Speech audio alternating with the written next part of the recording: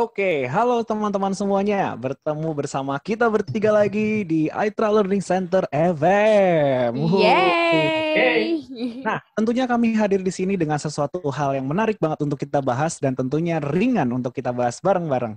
Tapi buat teman-teman yang baru nih nonton kami dari episode atau video yang sekarang, kayaknya kita boleh kenalan dulu deh. Bersama gua, Faiz di sini. Ada gue Andri. Dan saya dan gue dengan Lia. Oke. Dan sesuai dengan yang sudah gue sebutin tadi di awal, kita bertiga akan bahas topik menarik lagi seputar dunia perkuliahan. Dan untuk hari ini kita akan ngebahas tentang kuliah siap kerja sebelum lulus. Mantap. Kayaknya gue mau ngelempar pertanyaan dulu guys ke kalian sebelum kita mulai tipis-tipis lah ya, Satu pertanyaan, susah nggak sih guys cari kerja? Jawab dong. Gue dulu deh. Kalau menurut gue tergantung. Anaknya saya suka ngegantungin. Apanya digantung nih? Ayo. Ya tergantung. Dibilang susah ya jelas susah karena persaingannya ketat banget kan. Yep. Dan tapi dibilang mudah juga maksudnya bukan mudah sih. Lebih ke ada kok strategi-strategi yang bisa kita lakukan sehingga ketika kita lulus kita nggak sesusah itu dalam mencari kerja gitu. Itu kalau menurut gue. Oke, masih misterius nih jawabannya, masih misterius. Apalagi psikologi emang misteri. Betul. Coba kita dari Andri. Andri, kalau menurut lo gimana? Kalau menurut gue lebih ke arah susah sih. Karena gini, gue membawa sedikit data di lapangan. Mantap. Setiap tahun itu hampir ada tindakan 700.000 sarjana baru. Setiap tahun tuh di Indonesia yang lulus S1 ya. Jadi lo harus bersaing dengan 700.000 orang. Belum lagi, lo juga harus bersaing dengan orang-orang yang misalkan udah lulus duluan tapi juga masih nyari kerja kan, bisa dong, orang lagi pindah kantor misalnya. Bisa banget. Belum lagi, apalagi dalam kondisi luar biasa kayak gini, kondisi pandemi, di mana lowongan pekerjaan yang tersedia jadi lebih dikit. Jadi kalau dijawab gampang atau susah, cenderung susah sih gitu. Tapi kalau lo udah mikirin jauh-jauh, mempersiapkan jauh-jauh, dan lo bisa membuat diri lo stand out, akan jadi jauh lebih mudah gitu. Jadi sebenarnya susah kalau lo baru mikirin habis dapat ijazah gitu. Tapi kalau udah mikirin far before that, akan jauh lebih mudah sih. Oke, mantap. Gue suka nih jawab. Karena memang itu adalah topik pembahasan kita guys. Jadi kita percaya bahwa nyari kerja itu tricky ya, sulit lah ya. Tapi kita percaya juga bahwa sebenarnya ada yang bisa kita persiapkan dulu untuk bisa dalam tanda kutip mempermudah langkah lo saat lo mencari kerja gitu lah ya, kurang lebih lah ya. Kita mungkin disclaimer juga teman-teman, kita di sini bukan mau ngajarin, tapi sifatnya mungkin sharing kali ya, baik pengalaman kita seperti apa dan juga pengalaman teman-teman sekitar kita atau kita dengar dari siapapun, kita bakal bagi ke kalian gitu. Jadi kalian punya pengetahuan jauh lebih dulu ketimbang kita yang baru sekarang tahu gitu misalkan ya. Nah, karena ini sifatnya sharing, gue jadi pengen nanya ke kalian dulu. Buat Lia sama Andri, gue pengen nanya, gimana sih pengalaman pertama lo magang atau kerja di luar kampus kurang lebih? Boleh ceritain nggak? Oke. Kalau pengalaman pertama kali magang, itu gue bukan mencari tempat magang, tapi justru gue yang ditawarin lewat kakak senior gitu. Dan ternyata, nah kemudian setelah gue magang, abis itu pas di tempat yang sekarang pun, jadi itu yang dulu magang KKP kan, atau ya jadi kayak emang mata kuliah wajib untuk magang. Nah kemudian kalau yang di sekarang ini itu juga pertama kali di approach-nya juga bukan gue yang apply ke sini gitu, tapi memang ditawarin gitu. Dan channelnya dapat dari mana? Channelnya dapat dari lagi-lagi senior gitu. Singkatnya sih kayak gitu. Senior dari mana, Li? Maksudnya senior kenal dari organisasi atau apa nih seniornya dulu? Oke, kalau yang magang itu kita nggak satu organisasi gitu, tapi karena sama-sama anak organisasi nih, jadi gue organisasi A, dia organisasi B, tapi karena kita sama-sama memang aktif di organisasi, jadi saling tahu juga, saling kenal juga gitu. Nah, dapatnya sih dari sana. Kemudian kalau yang tempat kerja yang sekarang itu karena gue ikut bantu senior di project kerjaannya si senior ini yang sekarang menjadi bos kita bersama gitu. Iya. Oke. Tapi berarti dari pengalaman lo, semua hasil semua pengalaman kerja lo di luar kampus, either itu magang, either itu kerja, itu semuanya ditawarin kali ya? Ada orang yang approach lo karena ngelihat, oh nih orangnya di organisasi seperti ini nih, gue pengen ngajakin kerja gitu kurang lebih ya. Oke. Dri, lu punya pengalaman yang sama atau gimana? Mirip tapi beda. Nah lo, apa tuh maksudnya? Mirip tapi beda. Gini, kalau dia kan ditawarin, kalau gue yang menawarkan diri, gue yang approach. Jadi gue magang kebetulan gue magang untuk KKP-nya, magang wajibnya di Aitra. Dan walaupun gue apply di sana, tapi yang membuat menurut gue cukup menarik adalah gue nggak melalui banyak proses seleksi macam-macam. Kenapa? Karena udah kenal.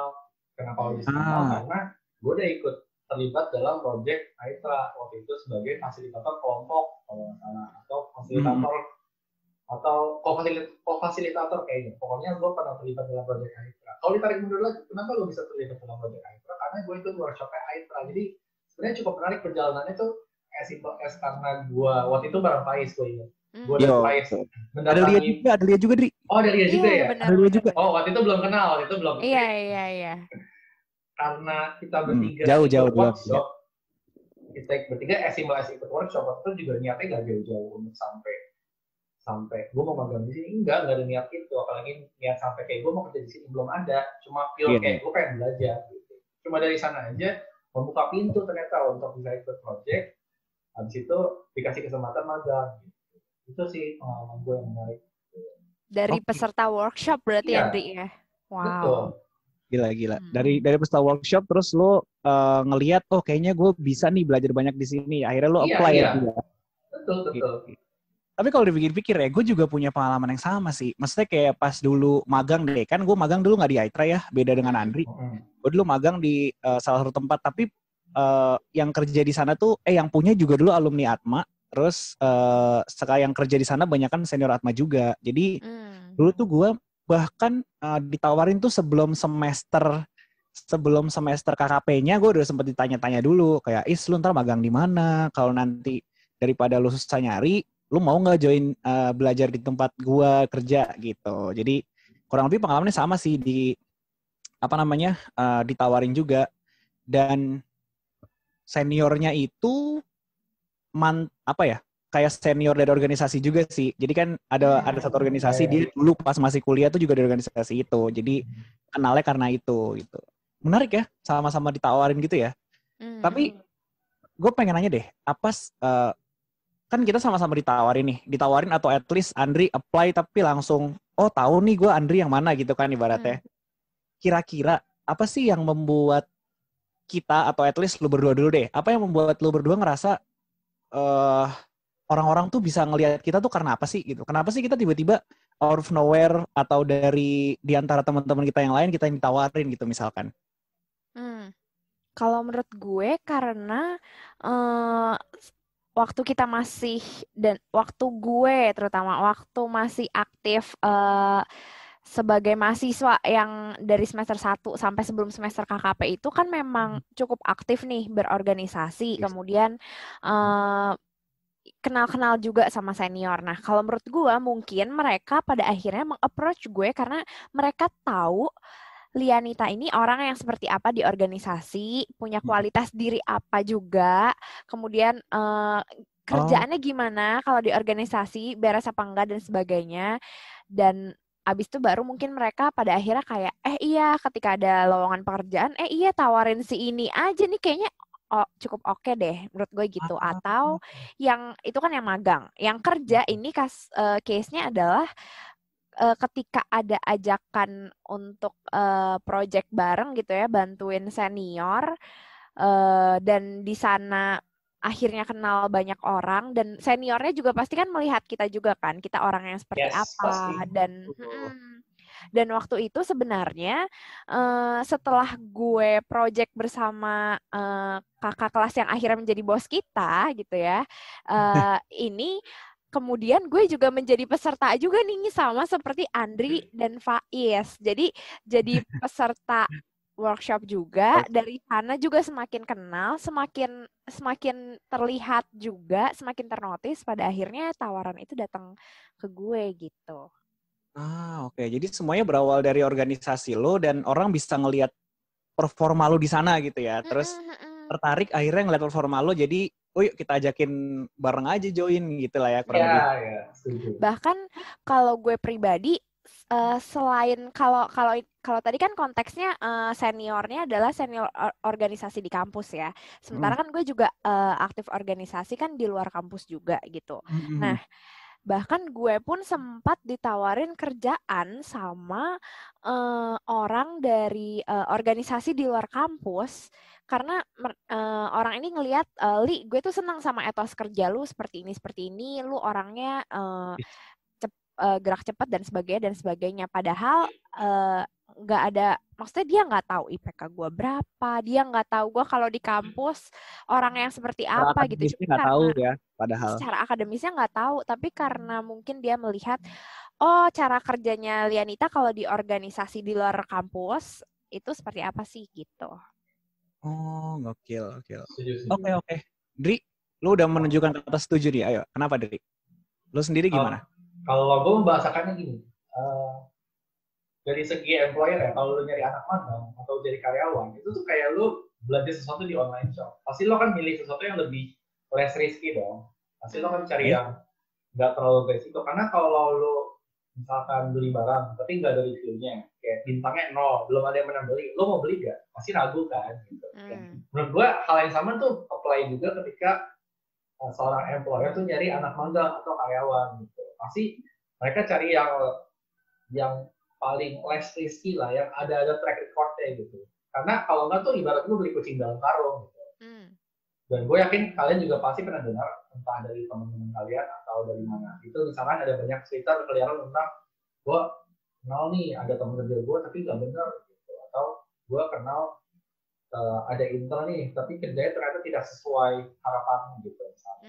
Itu kan experience yang membuat orang-orang terutama employer kan jadi pasti lebih was-was kan. Jadi menurut gue kenapa kita bertiga mungkin bisa dikasih kesempatan duluan dan lebih untuk kerja atau magang, karena ya kita bukan option yang beresiko buat mereka karena kita udah ada buktinya gitu loh. Kayak gue tahu nih kalau gue hire misalkan dia, gue tahu what to expect gitu. Mungkin nggak sempurna tapi setidaknya gue tahu gambarannya gini. Nggak kayak beli kucing dalam karung gitu loh. Dan gue itu harus kita semua sebagai mahasiswa ataupun sebagai orang yang kita harus paham itu sih. Kalau lu belum ada buktinya, ya orang nggak akan mau beli lo gitu loh. Karena ya kayak gambling gitu loh. Kan lu keluar duit juga gitu loh. Terutama untuk hire orang ya posisinya gitu. Itu sih kalau pandangan gue. Oke. Jadi ini menarik ya. Jadi organisasi ikut kegiatan di kampus aktif gitu ibaratnya ya. Itu menjadi salah satu sarana kita untuk shine like a star aja, enggak juga ya. Cuma maksudnya enggaknya membangun portfolio lu, terus kan karena kayak tadi Andri ngomong tadi kan udah penjelasan udah panjang lebar. Kalau lu banyak organisasi, orang juga jadi bisa tahu nih, oh ini referensinya gue harus ngeliat kemana ya, dia kerja seperti apa, gambaran bagaimana dia berdinamika sama kelompoknya, itu kan kegambar semua di organisasi gitu ya. Iya.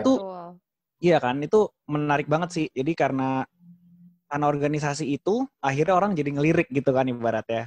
Iya, apalagi kalau organisasinya nyambung. Kayak misalnya, gue yakin ada faktor yang membuat gue dapat diterima magang di ETRA karena gue punya pengalaman di ospek kampus, ospek fakultas. Gitu. Dan pengalamannya 2 kali gitu loh. Jadi gue merasa itu juga pasti play a part sih gitu. Gue juga punya beberapa pengalaman project lain, bukan kerjaan tetap sih, cuman as simple as misalkan project dalam pembuatan alat psikologis gitu. Itu gue diajak karena gue ngasdos di bidang itu. Jadi kayak ada buktinya nih, orang nih cukup punya pengetahuan capable di bidang ini gitu loh. Kalau gue cukup yakin kalau gue nggak ngasdos, pasti gue nggak akan di-approach duluan. Pasti orang lain yang ngasdos di-approach duluan gitu. I see. Iya benar-benar menarik banget sih. Gue juga jadi inget ya, dulu tuh gue pernah ditawarin, tapi ini bukan tapi poin gue adalah kalau lu punya kesempatan untuk berorganisasi atau berkegiatan, diambil dan lakukan lu dengan maksimal gitu ya. Of course, jadi iya kan? Jadi orang tuh juga ngelihat performa terbaiknya orang ini tuh kayak gimana sih gitu. Karena nyambung ke cerita yang mau gue ceritain, sebenarnya ini bukan cerita soal organisasi, tapi bagaimana lu bersikap di kelas, even berperforma di kelas ya. Maksudnya kayak itu juga penting. Itu juga penting kan, kerja kelompok di kelas segala macam. Karena gue juga mendapatkan pengalaman ikut jadi asisten penelitian juga karena itu gitu. Karena orang lihat kayaknya lu cukup bagus nih dalam skill wawancaranya misalkan, atau gue suka dengan gaya lo gitu. Jadi diajakin lah untuk jadi asisten penelitian. Ya kesempatan-kesempatan kayak gitu kan ada kalau kita sebelumnya punya track record yang baik kan gitu. Betul. Cuman gue jadi wondering deh ke kalian berdua terutama ya. Apa sih pengalaman organisasi yang se-impactful itu sampai kita bisa bilang kalau organisasi itu punya impact segede itu loh ke diri lu sampai sekarang kerja? Gue ada 2 cerita. Boleh ya 2 ya? Nggak apa-apa ya? Nggak apa-apa. Boleh. 3 mungkin boleh. Sampai subuh nih videonya nggak apa-apa. Nanti gue yang jawab terus. Kalian nggak dapet duit. Oke. Yang pertama itu, waktu itu gue waktu itu masuk dalam badan eksekutif mahasiswa gitu ya, setaranya ya. Badan eksekutif mahasiswa di fakultas gue gitu. Jadi waktu itu ada salah satu tugas gue adalah mendampingi suatu proyek yang sedang berjalan, proyek teater. Kebetulan karena gue tahun lalu terlibat dekat dengan tim teater ya, gue tahun lalu panitia dalamnya. Sekarang kan gue kayak supervising above gitu ya, kayak mendampingi above. Jadi gue udah lebih nyaman dan kenal sama teaternya gitu, gue udah lebih comfortable. Jadi apa yang gue lakukan akhirnya ya, karena namanya juga mendampingi ya, gue mendampingi latihan gitu, gue nonton aja. Kalau dibilang di sana ngapain, enggak, nonton aja, duduk gitu, hadir, as simple as duduk, menunjukkan bahwa lu hadir dan care enough gitu. Gitu. Dan itu yang gue lakukan, dan yang tidak semua supervisi lain lakukan gitu. Gue cukup berani bilang gue paling sering nongkrong di situ. Mungkin karena emang gue suka juga gitu loh. Jadi sesuatu yang enak juga buat gue. Nah terus suatu hari gue ingat banget, tiba-tiba ketua gue chat gue gitu. Ketua band itu dia chat gue, dia bilang, "Dik, ini random banget, tapi gue mau say thank you banget dan apresiasi lo karena udah benar-benar meluangkan waktu lo untuk nemenin si project teater ini, meskipun sebenarnya lo nggak harus rajin itu gitu." Itu berkesan banget sih di gue. Karena kenapa? Karena gue jadi yakin kalau lo melakukan hard work atau kalau lo bekerja dengan kualitas yang baik dan konsisten, pasti orang akan notice juga kok suatu hari gitu. Iya, jadi sejak saat itu gue selalu menanamkan prinsip gue dalam kerjaan apapun, daripada lo muncul hilang, lo spektakuler satu hari tapi besoknya hilang, mendingan lo konsisten gitu. Itu menurut gue lebih penting sih gitu. Pengalaman kedua mirip sebenarnya. Jadi waktu ospek fakultas, gue kan jadi pendamping kelompok. Gue inget banget adegannya ini di tahun pertama ya. Jadi kan ada 2 tahun gue cerita di tahun pertama dulu. Di tahun pertama, suatu hari karena rangkaian persiapan yang cukup panjang, jadi disuruh nginep di kampus kan. Terus disuruh ngumpul pagi jam 8. Gue inget itu pas jam 8 tank, baru gue doang yang datang. Yang lain belum datang. Oh iya? Gue bahkan, iya. Kayak gue paling pertama datang, lu belum datang, Is. Iya. Nggak apa-apa. Karena waktu itu emang kondisinya, karena nginep di kampus, jadi rebutan mandi. Jadi waktu itu gue memilih kayak, ya udahlah mandi ntar aja gitu. Kayak makan pilat aja, yang penting datang jam 8 gitu. Waktu itu niat gue cuma kayak taat terus aja gitu. Ya udah, terus habis kejadian itu gue pikir ya udah fine aja kan, I did what's right. Ya udah lewat, gue melupakan sampai kelanjutannya adalah tahun depannya Jadi ternyata yang mengajar pendampingan, yang mengajar pelatihan untuk pendamping kelompoknya itu orangnya sama. Terus orang itu tiba-tiba ngadain semacam tes. Tesnya adalah setiap orang suruh merenung di satu ruangan yang sama, diem total. Oke. Terus satu-satu, kalau kamu sudah tahu apa value kamu, silahkan maju ketemu saya. Kita ngomongin gitu. Dan itu proses yang gue lihat teman-teman gue maju satu-satu kan. Banyak yang kayak ditantang, ya dulu gitu. Kenapa begitu? Gitu. Terus mundur lagi, balik lagi gitu loh, kayak nggak lewat gitu loh. Terus kan gue ngeliatin kayak, waduh susah juga, berat juga gitu. Gue makin mikir kan, is it good enough, cukup lolos dia ya gitu. Acceptable kayak jawaban gue gitu. Terus akhirnya setelah gue merasa, udah gue harus maju dulu nih biar tahu apa yang kurang. Jadi gue maju, gue ketemu sama orang itu. Anda tanyakan, oke, Andre, apa value kamu?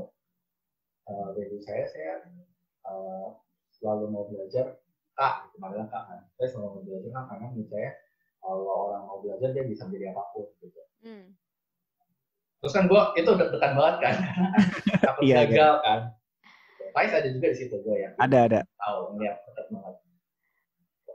Gue nggak nyangka, abis itu yang dia omongin adalah gini, Dri, gue bisa melihat itu kok dari lu sejak tahun lalu. Terus gue kayak, what?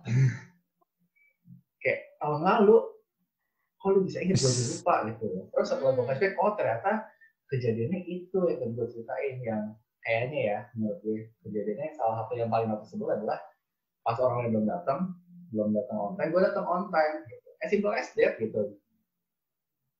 Tapi diingat, jadi yang satu gue langsung kayak menanamkan keras banget gitu kalau gue lo kalau mau satu yang tadi gue bilang kalau lo mau stand out lo harus konsisten. Kedua, kalau lo mau stand out lo harus ya show it to other people gitu. Lo nggak bisa berharap orang melihat tanpa lo ada aksi yang nyata. Lo harus melakukan dulu, nanti orang akan harus dengan sendiri juga kok gitu.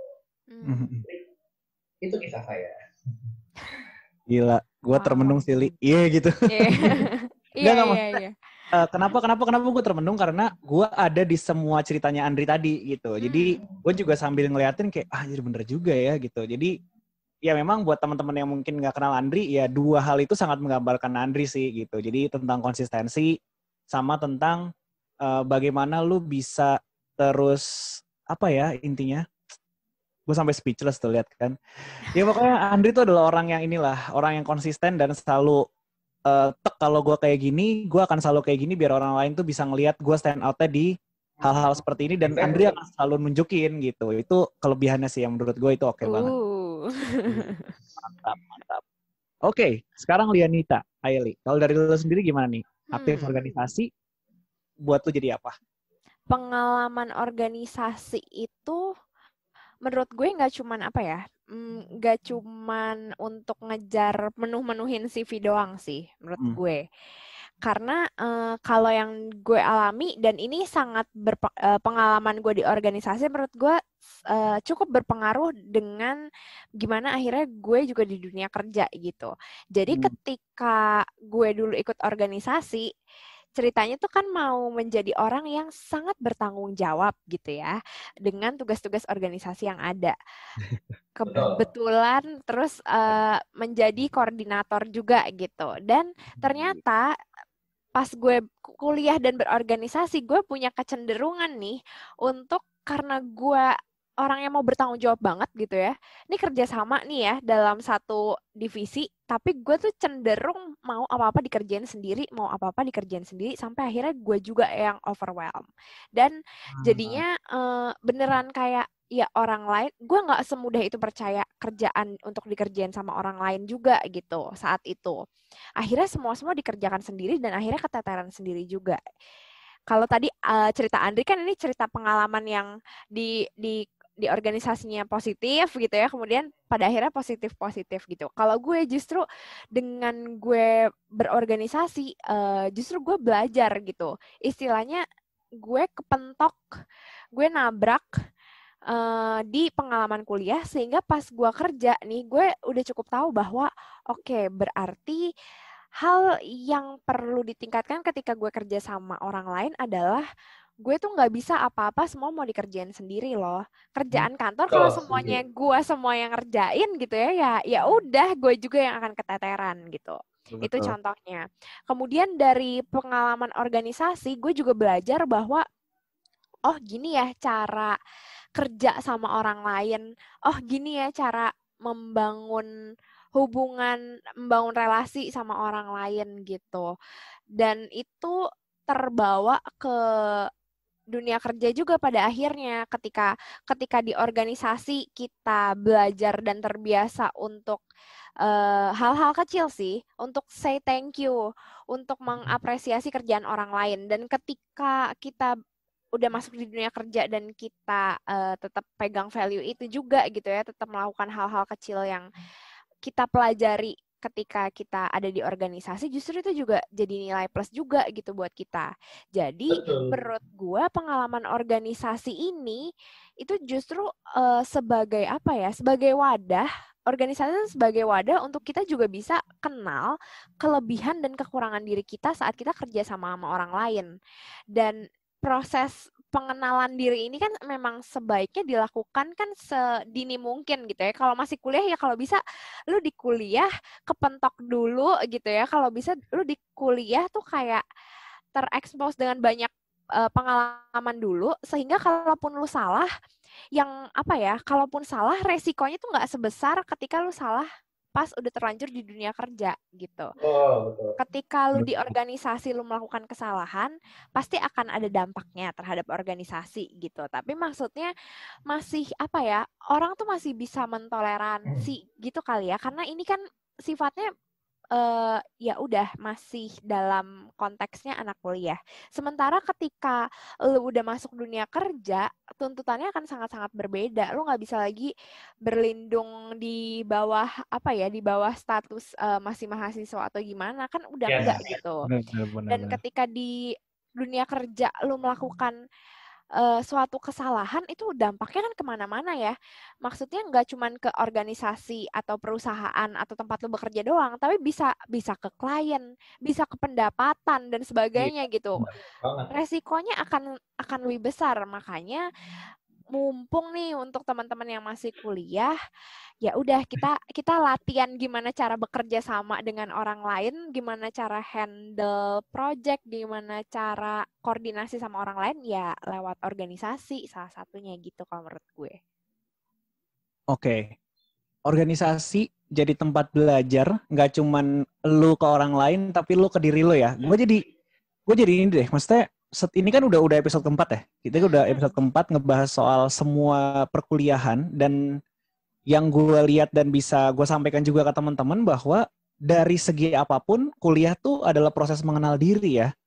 Dari segi akademis lo, dari segi lo mengatur waktu, kerjaan, lo ikut apa, pilihan apa, itu basically selama 4 tahun lo kuliah tuh yang bisa dirangkum adalah lo keluar harus mengenal diri lo lebih lagi ya nggak sih?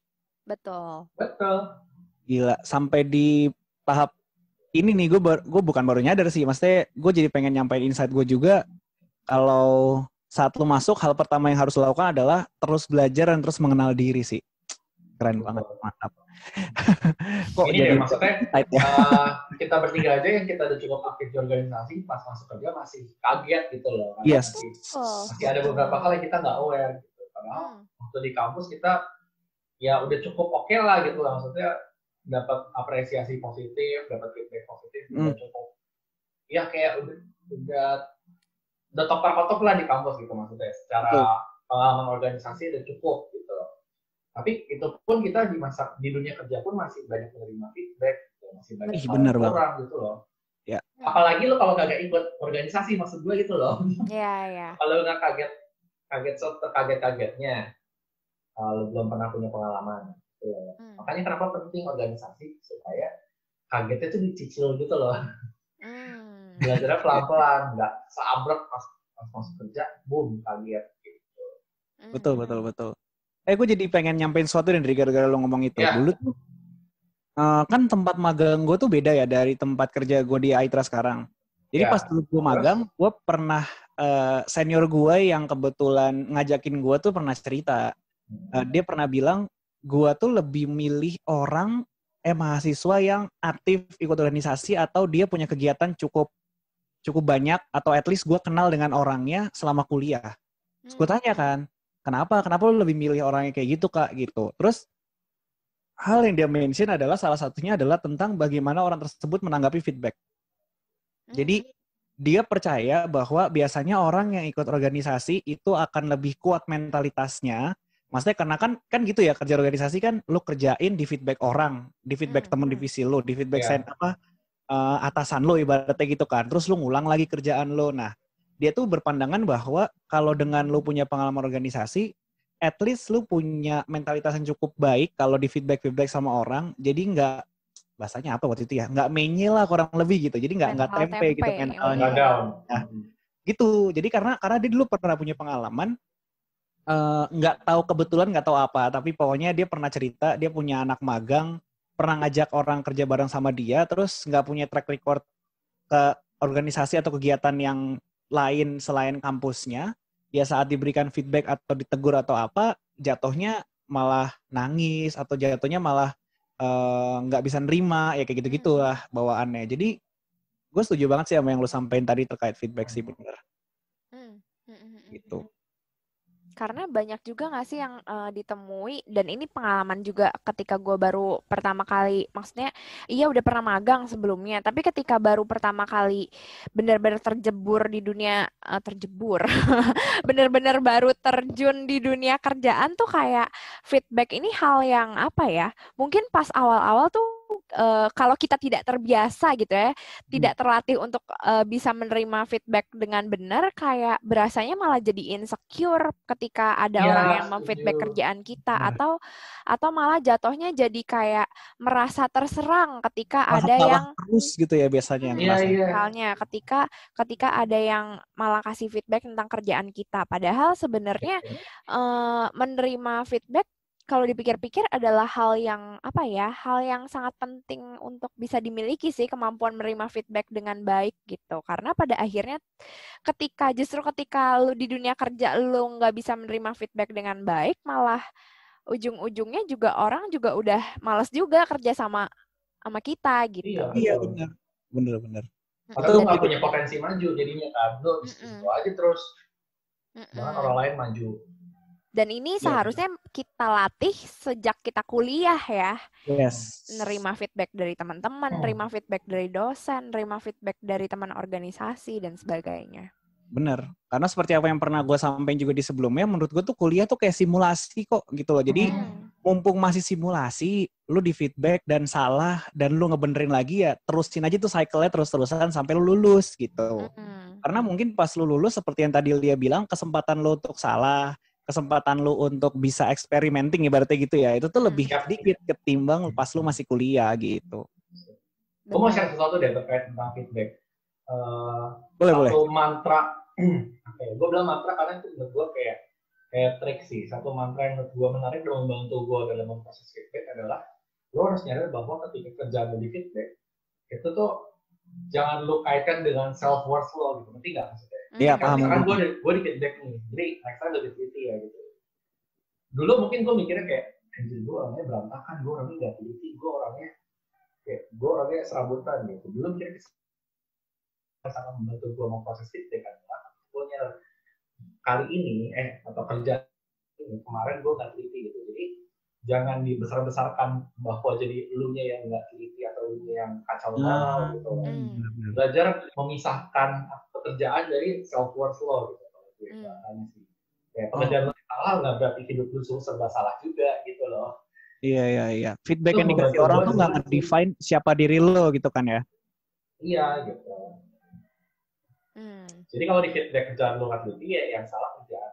Ya maksudnya berarti ya udah fokusnya ke situ, jangan dibesar-besarkan seolah-olah hidup lo hancur lebur gitu loh. Yap. Gitu. Setuju. Iya, setuju. Ya gitu. Gue kira mau nambahin tadi Lianita. Kan saya melihat situasi, enggak, maksudnya mengulang lagi, dan ini harus dilatihnya mau nggak mau sebenarnya sejak kita kuliah justru gitu. Ini yang harus dipersiapkan. Ini kayak masuk dalam salah satu list skills atau sikap yang perlu kita latih sebelum kita benar-benar terjun ke dunia kerja nanti. Betul sekali. Dari hal sederhana sih menurut gue kayak lu presentasi di kelas, di feedback sama dosen ya wajar gitu loh, ya harus ditelan gitu loh. Ya wajar pasti lu salah, orang lu S1 aja belum, dosen udah S2 pasti dia lebih tahu banyak lah daripada lu. Itu udah hukum alam gitu loh. Iya. Iya sayangnya gue lihat banyak temen gue yang kayak kalau presentasi itu kayak takut di feedback gitu. Itu sesuatu yang menurut gue harus diterima sih, ternyata bahwa ketika lu bekerja dengan orang yang lebih senior dari lu, lebih berpengalaman dari lu, pasti mereka tahu lebih banyak dari lu. Dan naturally pasti lu akan mendapat banyak feedback dari mereka. Masih bagus dikasih feedback, lu dikasih tahu apa yang kurang. Gitu. Ya. Setuju. Apalagi masih bagus dan lu harus bersyukur kalau lu mendapatkan tempat kerja atau organisasi yang bisa ngasih feedbacknya secara konstruktif, nyaman. Karena harus diakui juga banyak orang di luar sana yang mungkin terjebak dalam organisasi yang ngasih feedbacknya itu pedas, kritis gitu. Betul. Bangun gitu. Iya benar-benar. Gue jadi pengen nambahin deh. Dari tadi tuh salah satu yang pembahasan kita kan terkait dengan ini ya. Bagaimana lu menerima feedback dari orang, terus bagaimana lu ada dalam organisasi itu berhubungan atau berkaitan dengan orang banyak gitu. Yang menurut gue jadi pengen nambahin pengalaman gue pribadi sih terkait dengan organisasi dan impact ke gue sekarang gitu. Salah satunya hal yang menurut gue penting banget buat gue pribadi dari organisasi yang bisa gue bawa dari sekarang adalah adaptif sih gitu. Karena lu lepas dari kuliah, lu akan bekerja dengan banyak orang, lu akan ketemu, lu dipaksa untuk berkoordinasi dengan orang banyak gitu kan. Betul. Salah satu wadah yang bisa membantu lu belajar menurut gue organisasi gitu. Karena ini gue sambil cerita dikit ya. Jadi dulu tuh gue pernah ikut di dalam kepanitiaan yang kebetulan sama kayak Andri. Waktu itu anggaplah di 2 tahun ya, 2017-2018. Gue masuk di dalam sebuah tim yang menyusun modul ibaratnya untuk ospek fakultas gitu. Nah, yang gue pelajarin adalah cara kerja gue di 2017 dengan cara kerja gue di 2018 itu berbeda. Selain karena mungkin peranan gue berbeda, tapi yang gue pahamin adalah di saat lu kerja dengan orang lain, lu nggak bisa memaksakan cara kerja lu tuh berhasil di semua orang. Nah, kalau gue mungkin membahasakannya gitu kali ya. Karena apa yang lu amin sebagai benar, belum tentu orang lain tuh ngerasa itu tuh nggak works di gue gitu loh. Jadi yang gue rasakan di 2017 dan 2018 adalah gue harus bisa membedakan, cara kerja gue di 2017 tuh orangnya lebih apa. Misalnya, orangnya lebih bisa nyantai, lebih bisa kerja maksimal kalau sambil nongkrong.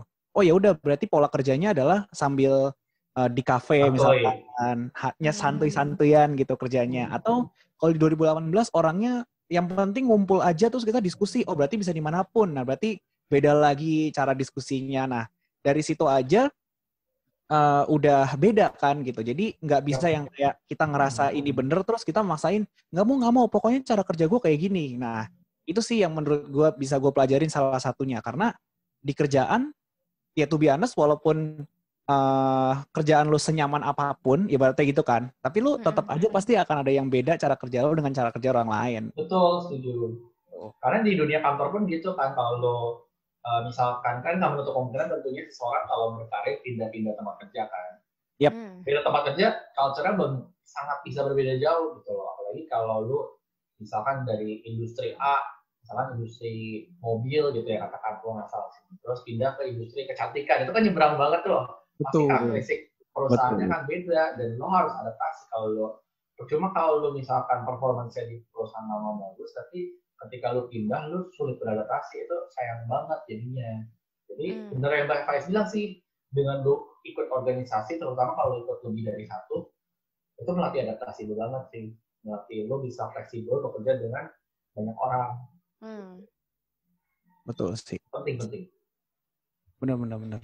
Ya gitulah, memang organisasi tuh buat gue sepenting itu sih kalau buat gue ya. At least kalau kita ngomongin organisasi, kegiatan, komunitas, apapun deh, pokoknya perkumpulan itu juga menurut gue penting banget buat kalian yang nonton ini untuk at least nyobain pas kuliah gitu. Karena menurut gua media lu belajar di kelas tuh nggak cukup gitu loh menurut gue ya. Kalau di kelas kan lu dapetnya tuh exposure-nya tentang pelajarannya. Teori.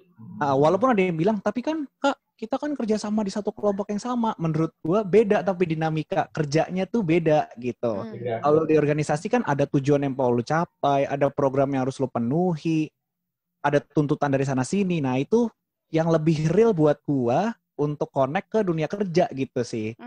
Jadi itu yang harus lo keluarkan, lo belajar untuk connect sama orang, belajar konsisten kayak tadi Andri ngomong, kenal diri lo lah, dan totalitas dalam semua hal. Nah itu lo bisa belajar semua itu menurut gue, dan gue percaya Andri dan Lia juga setuju, di organisasi tempatnya, gitu. Betul. Mungkin pertanyaan ini akan muncul nih di benak teman-teman yang menonton, Li sama Dri. Apa tuh? Apakah lu harus dan wajib dan kudu ikut organisasi baru lu bisa dapat kerjaan? Karena dari tadi kan kita kayak endorsing banget nih soal organisasi dan komunitas dan perkumpulan dan semuanya gitu kan.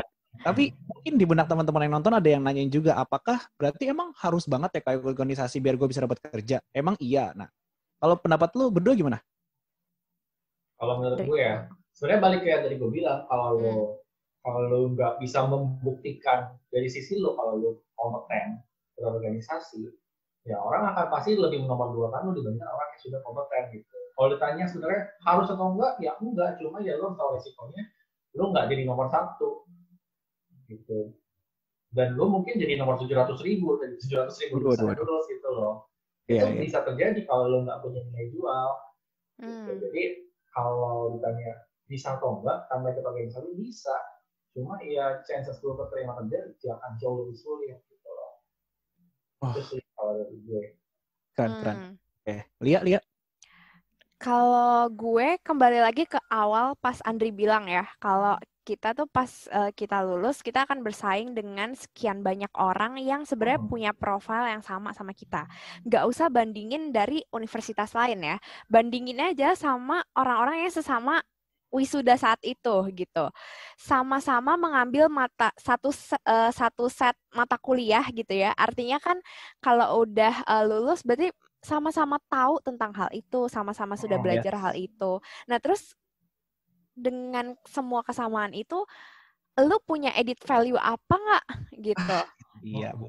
Dan edit value itu menurut gue salah satunya bisa didapatkan ketika kita berorganisasi atau ikut terlibat dalam kegiatan-kegiatan untuk mengembangkan si skill-skill tadi gitu. Justru yang edit value-nya ini loh yang nggak bisa didapetin cuman dengan kalian duduk manis mendengarkan di dalam kelas gitu. Betul. Karena gue juga punya teman di mana IPK dia bagus, skripsinya nilainya A. Tapi ketika dia lulus kerja, pada akhirnya dia kesulitan mencari kerja dan dia sempat ngobrol gitu sama gue bahwa kayak, duh Li, ini gimana ya, gue bikin CV tapi kayaknya CV gue tuh kosong gitu loh Li. Kayak nyesek gak sih? Betul, gue gak pernah ikut kegiatan ini itu, gak pernah aktif berorganisasi, ikut workshop dan sebagainya juga gak pernah. Sementara ini CV gue isinya apa ya, pengalaman selain gue pengalaman belajar di kuliah gitu. Dan sayangnya sayangnya hal ini baru disesali gitu ya, baru disadari setelah lulus. Kan setelah lulus kita udah nggak pernah bisa mundur lagi jadi mahasiswa dan baru ambil organisasi ini itu dong. Pas udah lulus ya udah Anda harus bekerja gitu. Dan kalaupun teman-teman nggak mau bekerja gitu ya, misalnya teman-teman mau jadi entrepreneur, menurut gua orang-orang yang mau jadi entrepreneur pun tetap harus punya edit value tersendiri yang nggak cuma bisa didapatkan ketika jadi mahasiswa yang cuman belajar gitu. Misalnya lu mau jadi entrepreneur, butuh kemampuan di mana lu mau bangun koneksi sama orang. Caranya gimana ya, mau nggak mau selama lu kuliah memang lu harus banyak bangun koneksi sama orang, banyak ketemu orang, ngobrol, project bareng, kerja sama bareng, kayak gitu sih menurut gue. Bener. Setuju. Gue tuh ngelihatnya kayak gini. Ini apa karena gue lagi lapar ya? Jadi gue kepikiran konsep. Gue tuh lagi ngebayangin gini. Kalau lu lagi lapar, ibaratnya gitu ya. Lu pengen ke misalkan lu pengen nasi Padang. Di depan lu nasi Padang. Lu pengen ke restoran deh, nggak usah nasi Padang, terlalu spesifik. Lu pengen ke restoran. Lu ada 5 pilihan atau 5 restoran gitu kan. Nah, pasti kan hal yang akan lu cari adalah ini yang paling unik yang mana ya? Gitu nggak sih?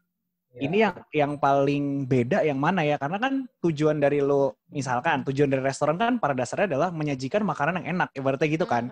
Jadi kalau lo bilang, iya kelebihan gue adalah gue bisa menyajikan makanan yang enak, lah sebelah juga bilang enak, lah sebelah gue juga bilang enak, nah kayak gitu loh. Tapi yang jadi pertanyaan adalah bedanya di lo sama di sebelah sama sebelah lo lagi apa gitu kan? Kan sama kita yang kuliah gitu. Gue bisa, misalkan kita bertiga sama-sama anak psikologi nih cuy gitu kan. Iya nih, saya anak psikologi, saya bisa mengerti tentang manusia. Lah, kemarin ada juga bilang bisa sama ngerti manusia juga. Ntar besok juga mungkin ada juga, tapi bedanya lu sama mereka apa? Nah, itu sih kayaknya ya, kuncinya added value sih menurut gua, kalimat, kata yang paling pas tuh. Mantap. Added value, itu sih yang paling penting. Nah, gue jadi pengen ini deh, dari tadi kan kita ngomongin soal added value, kita ngomongin soal pengalaman kita. Kayaknya ini waktunya kita untuk waktu kita untuk berbagi tips and trick kali ya. Jadi based on cerita. Sebenarnya tadi sih kalau teman-teman ngeh banget, kita tuh udah sambil berbagi tips juga ya. Baiknya tuh hal-hal apa sih yang lu bisa persiapkan sebelum lu masuk ke dunia kerja. Tapi nggak apa lah, kita spesifikin lagi. Buat Andri dan Lia yang pengen gue tanyain, kalau menurut lu berdua setelah lu udah lulus dan kerja, skill apa sih yang penting dan kayaknya harus untuk dipersiapkan kalau lo mau masuk ke dunia kerja nantinya? Banyak banget sebenarnya. Kalau disuruh pilih satu agak sulit untuk pinpoint. Tapi kalau nggak apa-apa. Personally buat gue, ini dari tadi udah disebutkan kali banget sih, adalah kemampuan untuk belajar. Salah satunya adalah menerima feedback tadi.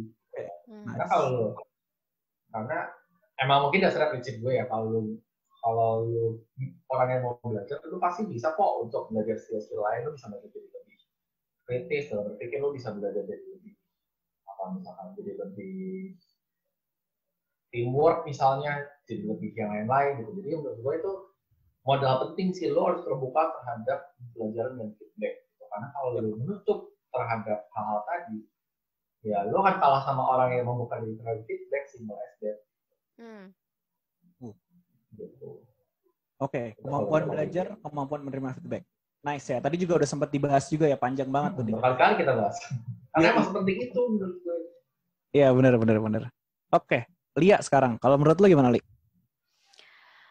Skill yang penting untuk dipersiapkan ya untuk masuk ke dunia kerja menurut gue adalah gimana sih kita berkomunikasi dengan orang lain, gimana kita membangun relasi dengan orang lain. Salah satu hal yang penting dan cenderung disepelekan adalah sesimpel mengenai sopan santun gitu. Jadi kamu boleh punya IPK bagus, pengalaman organisasi segudang, tapi ketika kitanya nggak bisa menempatkan diri dengan baik di sebuah lingkungan, kitanya nggak bisa berkomunikasi dengan baik sama orang lain, nggak bisa tektokan dengan lancar sama orang lain, nggak punya sopan santun, ya nggak punya tata krama, walaupun ini bukan bagian dari kompetensi kerja ya. Kalau kalian nyari pekerjaan kan nggak mungkin ditulisnya lowongan kerja dibutuhkan 1 sikap sopan santun, kan nggak ditulis. Tapi kan ini adalah aturan dasar yang sangat penting dalam relasi kerja gitu.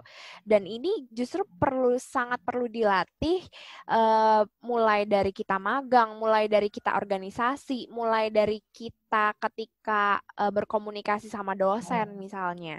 Jadi ketika kuliah jangan hanya terfokus pada nilainya, kemudian untuk menu-menuhin CV itu bagus gitu. Maksudnya itu juga hal yang penting gitu ya untuk kita mengisi CV kita, portfolio kita. Tapi jangan lupa juga sebenarnya di balik itu tuh hal yang sedang justru kita latih adalah hal-hal yang dasarnya seperti sopan santunnya. Kemudian tadi Andri juga udah bilang gimana kita menerima feedbacknya gitu. Kemudian gimana sih cara kita handle sebuah project gitu. Karena ketika ketika kita sudah masuk ke dunia kerja kan kita kalau dulu mungkin di perkuliahan nggak tahu sih, kalau kita kan mungkin di psikologi Atmajaya sangat-sangat sering banget sama yang namanya kerja kelompok. Mungkin ada perkuliahan di luar Fakultas Psikologi Atmajaya di mana teman-teman mungkin lebih cenderung dapat tugasnya individu mungkin. Oke, kerjain apa-apa semuanya sendiri. Tapi ketika teman-teman masuk ke dunia kerja, kan nggak semuanya teman-teman bisa lakukan sendiri. Teman-teman akan kita kan mau nggak mau tektokan sama orang lain gitu. Makanya penting banget untuk kita juga punya kemampuan menempatkan diri tadi, punya kemampuan gimana cara kerja sama orang lain gitu sih. Dan hal lainnya juga ini di luar menurut gue ya, ini di luar si kemampuan-kemampuan yang cenderung kasat mata tadi, kemampuan yang kalau disuruh kasih skill yang terlihat gitu ya, yang penting juga untuk masuk ke dunia kerja adalah salah satunya menurut gue kemampuan berbahasa sih. Karena ini kan zamannya zaman kayak udah globalisasi, lu saingan bahkan nggak cuman sama orang sesama sebangsa lu gitu kan, lu juga ikutan bersaing kok sama orang-orang di luar sana gitu. Jadi kayak kemampuan berbahasa menurut gue sangat-sangat penting juga sih. Ada kalau gue refleksikan juga ke pekerjaan gue saat ini, seperti ada beberapa pekerjaan yang akhirnya gue nggak bisa terlalu maksimal karena gue sadar gue punya keterbatasan di kemampuan bahasa asing gue misalnya gitu. Oke. Gitu sih. Keren. Iya sih. 2 poin ya, sopan santun dan kemampuan berbahasa. Tapi gue mau highlight soal sopan santun deh, karena buat gue hal ini tuh bukan jarang sih, tapi entah kenapa kadang-kadang ini menjadi hal yang nggak terlalu dihiraukan gitu. Maksudnya nggak terlalu difokusin bener gitu, bahwa attitude lo juga mempengaruhi penilaian orang sebenarnya. Kan, jadi orang tuh mungkin nggak tahu nih, mungkin buat teman-teman yang mendengarkan di sini masih polos gitu pikirannya kayak, oke, nilai gue bagus, CV gue banyakin, tapi teman-teman lupa bahwa kalian tuh harus berkolaborasi dengan orang, ada atasan lo juga, ada berbagai macam posisi dalam kerjaan lo nanti, yang mana salah satu hal yang bisa menyelamatkan lo selain kemampuan akademis dan knowledge lo adalah attitude lo. Betul. Dan sopan santun tuh menurut gue hal yang tricky karena lu kalau nggak benar-benar perhatiin ya, lu sekalinya lu nggak sopan, terus semua perilaku sopan lu yang di awal-awal tuh udah kayak bereang gitu. Terdilet ya. Iya, terdilet gitu. Jadi memang harus sesuatu yang nggak boleh lu pandang sebelah mata sih, itu harus lu maintain dan setengah endorse gitu, sopan santun gue nih gitu. Karena sekali lu ngeleng, itu orang pasti ingat jadi mungkin ya sayangnya bisa jadi lebih was-was sama lo gitu, jadi lebih jaga-jaga nih orang kayak nggak sopan nih gitu loh. Yap. Harus benar dijaga sih. Gue tuh jadi kebayang misalnya nih ada 2 orang yang satu bener-bener pinter, jenius banget gitu ya, bright banget nih, yang satu biasa-biasa aja. Tapi kalau misalnya kedua orang ini yang udah pinter dan bright ini nggak punya si sopan santun dan nggak punya kemampuan menerima feedback, sementara yang satunya ternyata lebih sopan dan punya kemampuan menerima feedback yang sangat baik gitu ya, gue kayak kalau sebagai si empunya perusahaan akan lebih senang untuk mempertahankan yang satu ini sih, yang justru orangnya sopan, kemudian mampu menerima feedback dengan baik gitu. Karena pada akhirnya percuma juga gitu, kita udah sepinter apapun, tapi ternyata ketika nggak punya sopan santun dan nggak bisa mengelola feedback dengan baik, ujung-ujungnya karir lu, pekerjaan lu, bahkan knowledge lu pun akan mentok di sana gitu. Lu nggak akan bisa untuk strive untuk berkembang lagi. Yes. Karena dari sudut pandang employer juga, gue sering mendengar banget banyak yang ngomong gini gitu di LinkedIn terutama. Kalau lu cuma masalah knowledge doang itu bisa di training. Betul, masalah bisa itu bisa di training. dipelajari. Tapi kalau masalah attitude itu lebih susah diubah. Makanya itu biasanya menjadi pertimbangan lebih penting daripada dua yang lain tadi, skill sama skill, karena attitude tuh lebih jadi modal utama yang basic gitu dan lebih sulit diubah. Benar. Yap, benar. Yap. So buat teman-teman yang mendengarkan, dibuat kaget. Attitude guys, jangan lupa itu salah penting. Yang penting buat kalian. Oke, buat Lia dan Andri, kira-kira ada tambahan tips lagi untuk para pendengar kita? Oke, kalau dari gue, satu hal yang perlu diperhatikan pelan-pelan, gak usah seabrek-abrek, tapi pelan-pelan adalah coba mulai bangun profile di LinkedIn.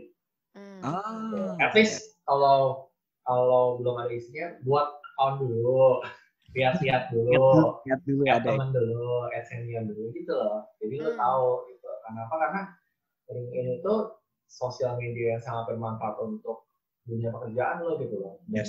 Gue pun pernah dapat ditawarkan pekerjaan lewat LinkedIn, jadi pernah dicek gitu, apakah kamu tertarik ke posisi ini gitu.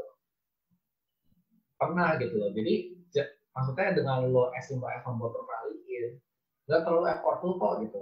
Membuat profile LinkedIn, lo update misalkan lo masuk organisasi apa, atau sekali-kali kalau lo cukup niat, lo post gitu, kayak pengalaman lo apa, positif timeline ya lo jadi lebih stand out dari yang lain, dan jadi orang lebih tertarik untuk mengajak lo kerja sama gitu loh. Itu pintu rezeki buat lo, jangan tutup gitu.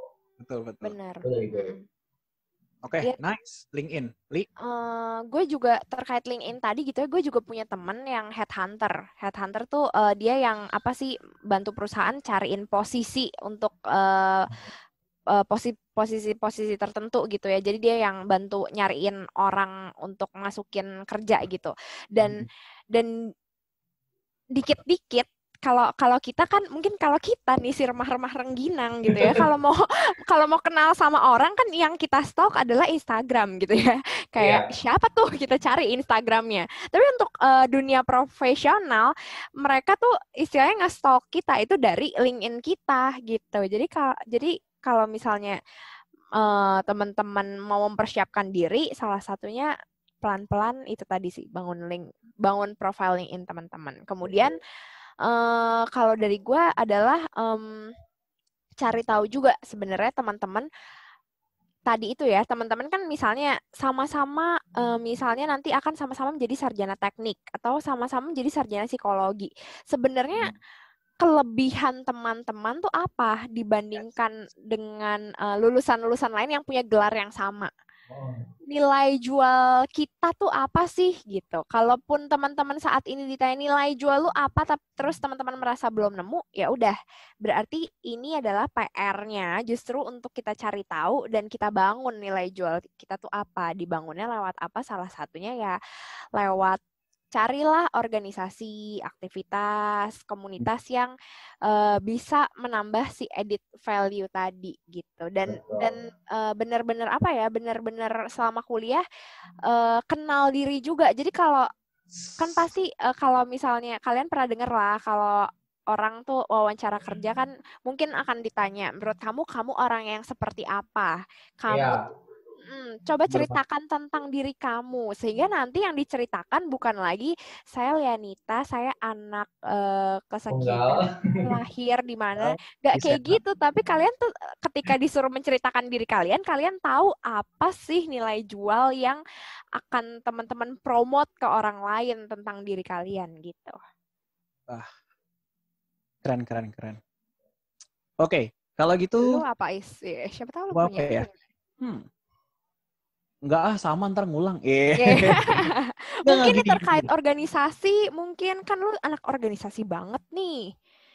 Apa kita jadi harus ngikut semua organisasi di kampus yang ada atau gimana?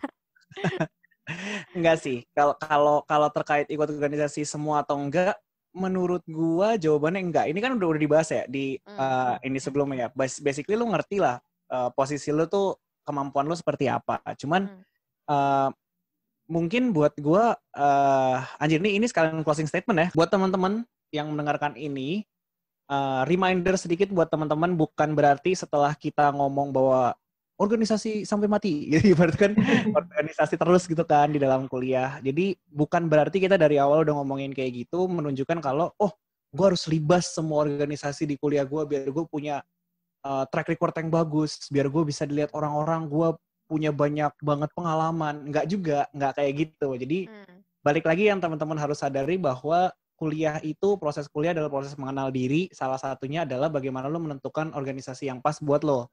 Gitu. Jadi,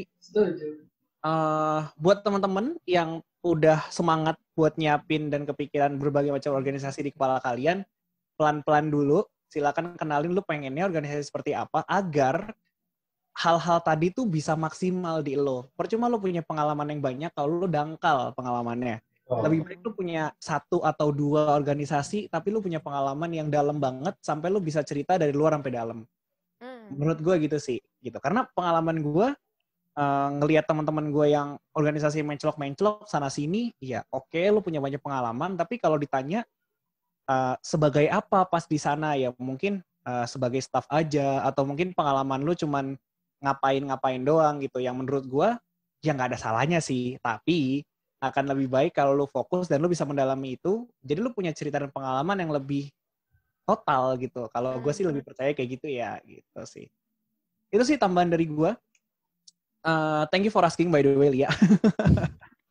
And buat Andri dan Lia, kayaknya kita sudah sampai di penghujung video. Gue mau meminta sedikit closing statement. Sayang banget ya, karena buat teman-teman yang belum sadar, ini adalah episode keempat. Jadi kalau kita udah bilang closing statement, berarti selain episode ini yang berakhir, tapi rangkaian kuliah Power Kid juga berakhir, sayangnya teman-teman. Sayang sekali. Oke, balik lagi kita fokus. Buat Andri dan Lia, karena ini mau ditutup, gue mau minta closing statement dari kalian berdua. Sedikit aja. Oke. Ini merangkum dari episode 1 sekalian juga ya, agak nyambung. Jadi gak apa-apa kan ya? Silakan. Episode ini. Silakan. Kan closing statement abis ini mungkin tidak akan ada kuliah Power Kid lagi, ketemu video selanjutnya. Jadi iya, silakan. Menurut gue, meskipun kita dari episode 1 sampai 4 menceritakan kuliah tuh kayak banyak tantangan, banyak stresnya, banyak perubahannya. Jangan lupa untuk bersenang-senang ya teman-teman. Jangan lupa untuk enjoy setiap prosesnya. Jangan lupa untuk dibalik setiap keputusan, asalkan teman-teman menemukan dengan baik setiap keputusannya. Kayak gue mau ikut organisasi ini karena alasan A. Selama lo punya alasan, ya udah jalanin aja, komit di situ, enjoy the process. Habis itu baru evaluate again. Jadi ini semua kalau teman-teman nonton 4 episode pasti banyak banget yang perlu ditelan, dipelajari gitu. Dan kalau pesan gue adalah coba pelajari pelan-pelan, nanti lo akan mengalami sendiri kok. Dan mungkin ketika lo sudah mengalami, terus mungkin lo balik lagi ke video ini, lo baru akan bisa melihat the bigger picture lebih jelas gitu. Jadi kalau teman-teman mendengarkan episode ini ataupun 3 episode sebelumnya, thank you so much. Terapkan pelan-pelan gitu ya, step by step, one at a time. Itu dari gue. Cakep. Silakan Lianita. Oke, kalau tadi Andri udah mengingatkan ya bahwa untuk enjoy the process, kemudian jangan lupa bersenang-senang, jangan lupa untuk rawat diri selama prosesnya gitu ya. Kalau aku lebih mau mengingatkan kembali bahwa apa yang teman-teman ambil, keputusan yang teman-teman ambil, apapun yang teman-teman lakukan selama teman-teman kuliah itu akan berdampak nanti ketika teman-teman sudah lulus dan sudah masuk ke dunia kerja. Jadi pikirkan sebenarnya konsekuensi apa sih yang pengen teman-teman dapatkan ketika nanti teman-teman udah berada di dunia kerja gitu. Teman-teman mau jadi orang yang seperti apa nanti ketika teman-teman sudah bekerja, dan itulah yang mulai kita bangun ketika kita masih kuliah gitu. Karena kalau sekarang gitu ya, gue sendiri disuruh kalau bisa flashback, kalau bisa kembali ke masa kuliah gitu ya, gue akan memilih banyak hal yang akan gue perbaiki gitu. Jangan sampai gue punya teman di mana ketika dia udah lulus, dia baru mikir kayak, gila ya dulu waktu gue kuliah ini tuh gue ngapain aja ya di kelas, gue nggak nyantel sama sekali nih apa yang diomongin dosen, sehingga ketika berhadapan di dunia kerja merasa kebingungan sendiri gitu. Atau yang seperti tadi, gila ya gue kuliah ngapain aja ya, kok CV gue kosong banget, kok gue kayak nggak punya nilai jual apa-apa ya. Dan itu kan disadarinya ternyata setelah lulus gitu. Jadi untuk teman-teman yang justru nih masih beruntung dengerin video kita saat teman-teman kuliah, yuk mulai dipikirkan kira-kira mau membangun diri menjadi diri yang seperti apa sih nanti di dunia kerja, sehingga apa yang harus dilakukan selama masa kuliah, termasuk tadi skill-skill yang perlu dilatihnya itu tadi yang ngomongin soal sopan santun, mengelola feedback, menempatkan diri di lingkungan seperti apa, itu kan perlu dilatih dari sekarang ya gitu. Betul banget. Oke. Thank you buat Lia sama Andri. Gue cuma mau menyampaikan closing statement gue sedikit lalu menutup. Buat gue, dan gue percaya buat Andri dan Lia juga kurang lebih mirip, buat gue proses kuliah tuh menyenangkan ketimbang dan menarik ketimbang semua perjalanan pendidikan gue sejauh ini. Kenapa? Karena di kuliah tuh lu punya feel dan lu punya rasa untuk gue pengen nyoba ini itu, gue pengen explore ini itu yang mana gue nggak bisa explore pas gue dulu di pendidikan SMP, SMA, SD, kayak gitu-gitu lu nggak bisa. Dan hal yang gue suka adalah kuliah tuh menyediakan tempat lu untuk belajar, salah, ada orang yang feedback, belajar lagi, salah lagi, dan cycle itu tuh yang membuat gue kuliah tuh menjadi proses yang menarik. Betul. Organisasi, akademis, pertemanan, kehidupan, apapun yang ada di kuliah, menurut gue itu yang menarik dari kuliah yang bisa mengutip kata Andri dan Lia tadi, mempersiapkan lo untuk sampai ke dunia kerja. Oleh karena itu teman-teman, gue pengen menyampaikan juga, itulah kenapa semangat yang kita pengen kasih ke kalian, bahwa ya enjoy dunia perkuliahan, eksplorasi diri lo sebanyak-banyaknya, karena kuliah adalah kesempatan lo untuk lebih mengenal diri lo dan berkembang sih, kalau buat gue kayak gitu. Dan alasan itulah yang mendorong kita untuk membuat Kuliah Power Kid sampai episode 4 ini. Dan sekaligus perpisahan, thank you buat teman-teman yang mungkin sudah mendengarkan atau mendengarkan kita dari episode pertama, kedua, ketiga, dan yang terakhir ini yang keempat.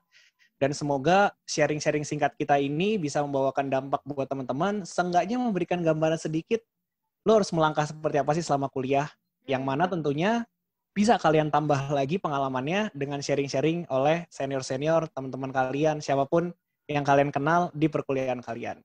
Sekian dari kami bertiga. Kuliah Power Kid, sign out. Bye-bye. Dah. Bye-bye.